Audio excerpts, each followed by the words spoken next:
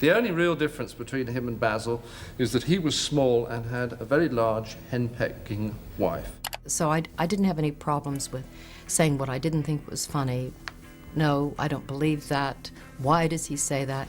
There are television moments that make you laugh, moments that make you think, and then there are moments so combustible, so charged with controversy, that they follow a show like a shadow for decades. Fawlty Towers had one of those moments, and it came wrapped in a German accent, a goose step, and a joke that half the country found hilarious while the other half found it utterly unforgivable.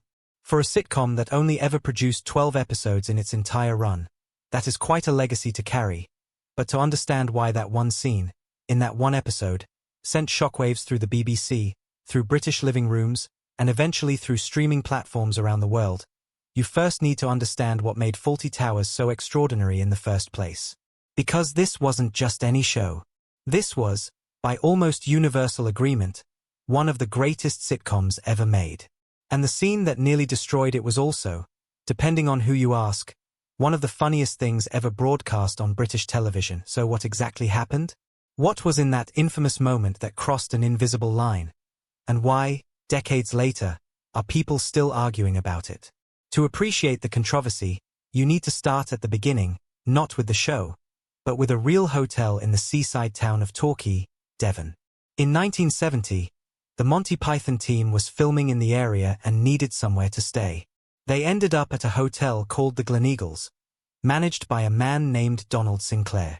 What they encountered there was not so much hospitality as a masterclass in controlled hostility. Sinclair was, by all accounts, a genuinely extraordinary character, and not in a flattering way. He was suspicious of his guests, dismissive of their needs, and appeared to operate under the sincere belief that the people paying to stay in his hotel were, at best, a minor inconvenience and, at worst, a direct threat to his sanity. He reportedly threw a guest's luggage out because he suspected it might contain a bomb.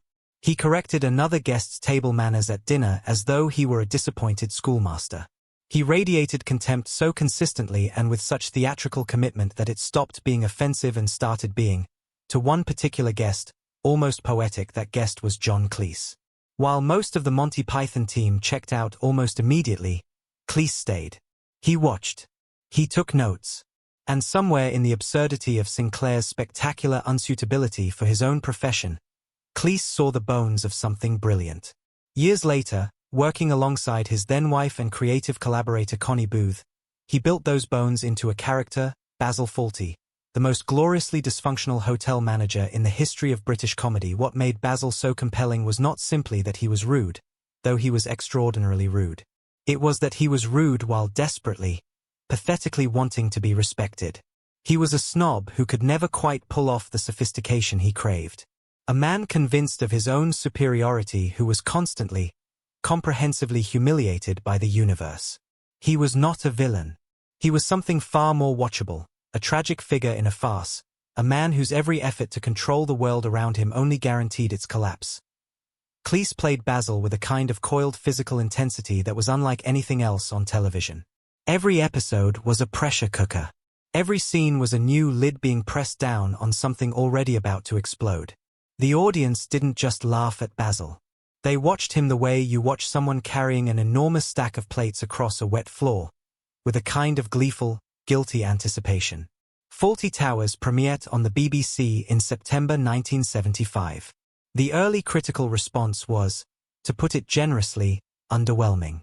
Several reviewers dismissed it as too chaotic, too fast, too relentless.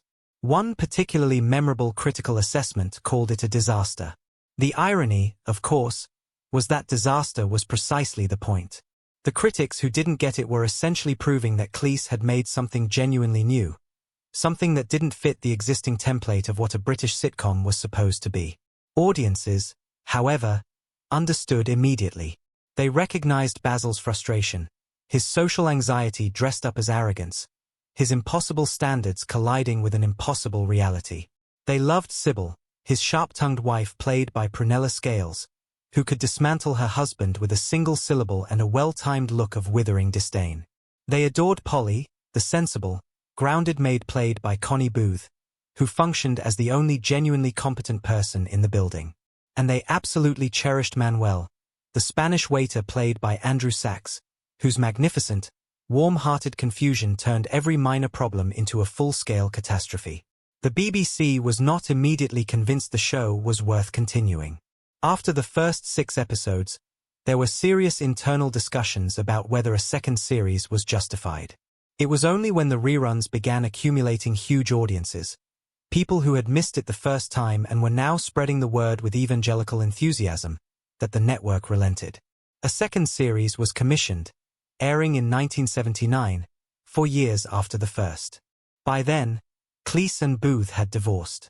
They remained creative partners, finishing what they had started with remarkable professionalism and without any apparent diminishment of quality. The second series is, by many measures, even stronger than the first.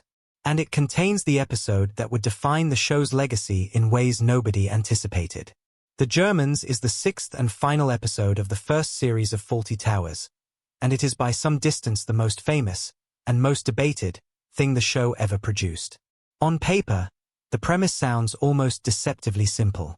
A group of German tourists arrives at the hotel.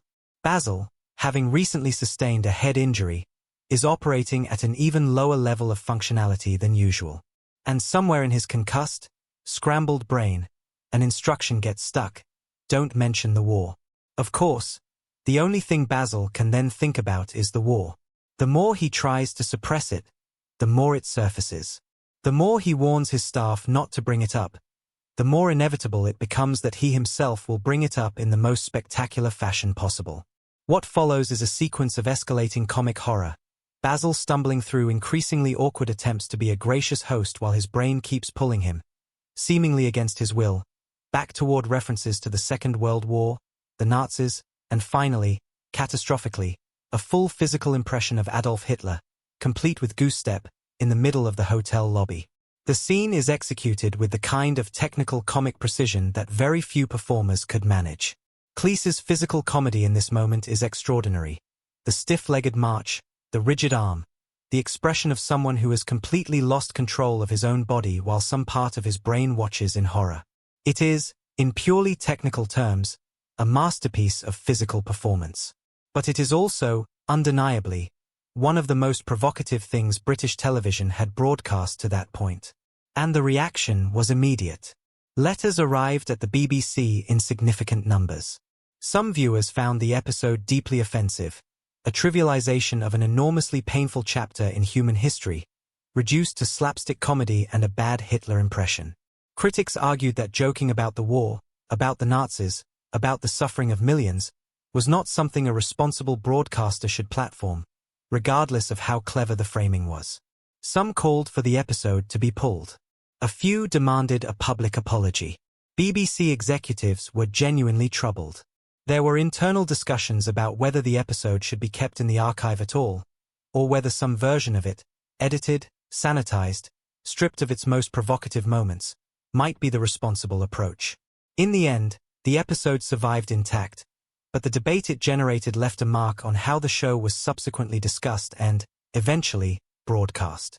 The irony, and it is a significant irony, is that the joke in The Germans is not about German people at all.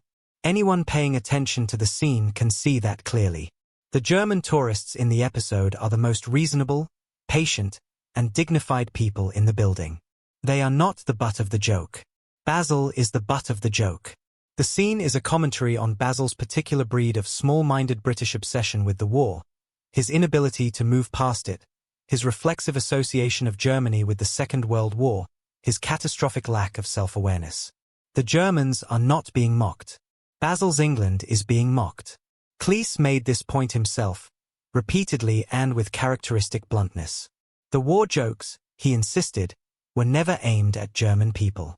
They were aimed at a certain type of British mentality that couldn't let the war go, that still, 30 years after the fact, defined its relationship with Germany through the lens of that conflict. Basil, he argued, was the perfect embodiment of that mentality, and the episode was designed to make him look like a fool. Which it did, spectacularly. But satire, even brilliant satire, does not come with instructions. Not every viewer reads the subtext. Not every viewer sees the target clearly. And for people who lived through the war, or who lost family members to it. The sight of a British comedian goose-stepping around a hotel lobby in a Hitler impression was not an intellectual exercise in satirical commentary. It was, simply, painful. Decades passed, and the argument about the Germans evolved rather than resolved. For a long time, it remained a kind of settled controversy, acknowledged as provocative, defended as satire, ultimately accepted as part of the show's legacy. But the arrival of the streaming era changed the terms of the debate in ways nobody had quite anticipated. When classic television shows moved onto streaming platforms and became available to genuinely global audiences, they were exposed to viewers with no cultural context for the original broadcast, no memory of the era in which they were made, and no particular relationship with the specific British obsessions the show was satirizing. And when content moderation teams began reviewing older material against contemporary standards of what was acceptable, the Germans found itself in the crosshairs again. Several streaming platforms made the decision to either remove the episode entirely or edit specific scenes and lines. The goose step sequence was cut in some versions. Certain references were quietly removed. The result was a version of the episode that, arguably, made less sense than the original, an act of surgical intervention that removed the most controversial material but also removed the coherence of the satire itself. The fan response was fierce. For people who had grown up with Fawlty Towers, the idea of editing the show was not just misguided. It was a fundamental misunderstanding of what the show was and what it was for. The edits, many argued, did not protect anyone. They simply made the joke worse without making it less offensive to those who were already offended by it. And they demonstrated, perhaps better than any academic argument could, the central problem with applying contemporary standards retroactively to art made in a different time. Cleese, unsurprisingly, was having none of it. He responded to the editing decisions with the kind of forthright, uncompromising commentary that has characterized his public persona throughout his career.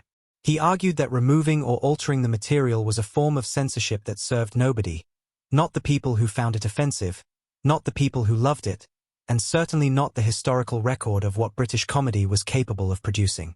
He maintained that Fawlty Towers was never designed to be comfortable viewing. It was designed to provoke thought, sometimes uncomfortable, sometimes challenging thought, through the medium of comedy.